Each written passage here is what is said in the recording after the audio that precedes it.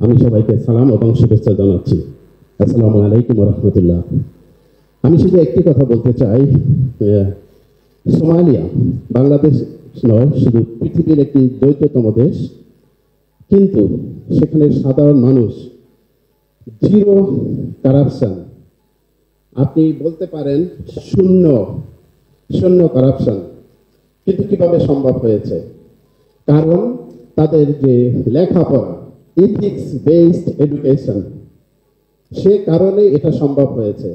আমি 5 বছরে সেখানে কোনো ইফটিচিং দেখি নাই, কোনো ছিনতাই দেখি নাই, কোনো মারামারি দেখি নাই। সমস্ত মানুষ কি করে সিস্টেমের ভিতরে চলে, প্রতি মুহূর্তে আমার কাছে এই প্রশ্ন থাকে।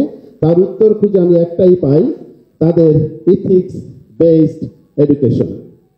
এই মানুষগুলি যখন সরকারে যায়, কোনো সরকারি চাকরি করে, মন্ত্রী হয়, তারা করাপশনে নিমজ্জিত হয়ে যায়। কারণ কি? সিস্টেম। অতএব আপনারা এখানে যারা আছেন, আপনারা এই রাষ্ট্রের গুরুত্বপূর্ণ ব্যক্তি। এই রাষ্ট্র বিনির্মাণে আপনাদের অতীতে ভূমিকা ছিল, ভবিষ্যতেও থাকবে।